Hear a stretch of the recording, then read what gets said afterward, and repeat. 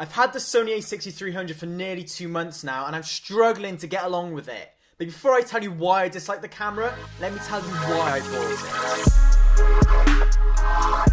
If you're new around here, if you could hit that subscribe button and click that notification bell, that'd be greatly appreciated because we're so close to hitting 1,000 subscribers. The reason I bought this camera because I really wanted a camera that could do 4K, 1080p, 120 frames per second. Oh, I really like the small form factor, and I also wanted a camera which did wide and low light. Also, all the reviews and videos I watched about this camera was so positive, so I thought I had to buy it. So I managed to get this guy on John Lewis for £570, which was an absolute steal because usually it's £880. So the reason I got this for so cheap was I think they had some kind of error on their website where I was able to get the kit lens and the body for £770, but then I was able to claim £200 back through Sony's summer cashback scheme. What a deal. I was super excited to start playing with this camera, and at first I was really impressed with it. The 4K looks absolutely incredible, and it was really fun being able to use slow motion in 1080p, because my Canon 60D can only do slow motion in 720p, and in 2018 that just isn't good enough. But the problem I was having is that it wasn't making my videos easier to make or make them much better, it just made things so much harder to do. The lack of a flip out screen was a lot more frustrating than I thought it would be, but it would be something I could live without. The thing is, it just makes the process of making videos so much longer without having the flip out screen, but I did come up with a workaround. For example, on my Canon 60D, for me to frame up a shot and change my settings, I just have to look in the screen, move my camera, change my settings, all done, ready to film. A very quick and easy process.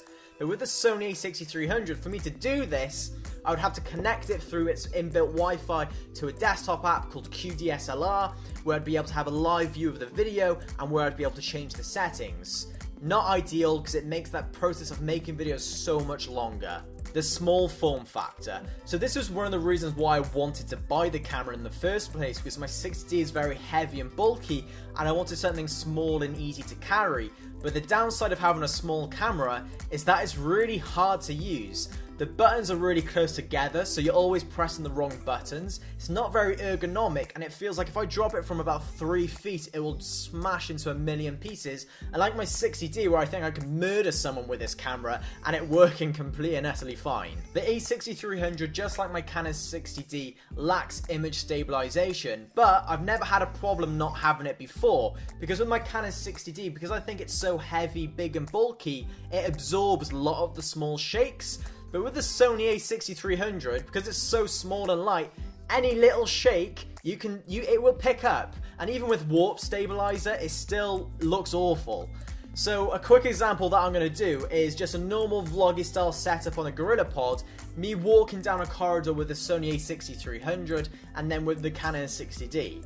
So as you can see, the Sony A6300 looks terrible because it's so shaky, but the 60D looks alright because it's absorbing all those little shakes from me walking, and that is probably the biggest reason why I dislike this camera in the first place. When buying this camera, I was aware of the overheating issues, and I thought that it wouldn't affect me that much because it's very rarely that I actually film over 10 minutes, but that should have been a warning. That should have been a reason enough for me not to buy this camera, because obviously that rare moment came up, I filmed over 10 minutes in 4K and the camera overheated, and yet again that just slows down the video making process. And also, if I'm spending over £500 on a camera, it shouldn't be overheating.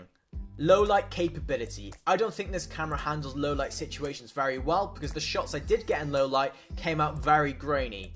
However, I was using the kit lens and I was filming in 1080p 120 frames per second with my shutter speed double that. So I couldn't really expect much, could I? But possibly if I chucked a different lens on there, like a Sigma 30mm 1.4, and maybe filmed at 4K 24 frames per second, I probably would have had a much better result, because I did watch a video before buying the camera of someone using that exact setup filming the streets of London, and it looked absolutely incredible. So I'll link that video in the description down below so you can give it a look. The battery life is terrible, but honestly, what can you expect when the body is so small? One thing which I really do like about the camera is that you can charge it via USB. So if you are around shooting all day, you could just have a power brick in your back pocket, and you could have it on charge when you're not using a camera. So there is something I like about the camera. The camera wasn't the upgrade I expected or wanted. I think the footage looked very similar to my Canon 60D when it's up on YouTube, and it feels like to get the most out of this camera, I would have to pump hundreds of pounds into more gear. And I don't want that. I want my camera to be able to do everything. If you're someone who doesn't film themselves and can deal with the occasional overheating issue and is willing to invest into a decent gimbal, it might be the camera for you. But personally, I'd rather save my money and get the Sony A7 III instead. So that's my thoughts and experience using the Sony A6300. If you've used this camera before, please leave your thoughts on it in the comment section down below. Let's start a discussion, that'll be fantastic. And if you are new, hit that subscribe button. Follow all my social media links in the description down below. My name's been Sam, you guys have been awesome. Have a cup of tea, have a nice day, and goodbye.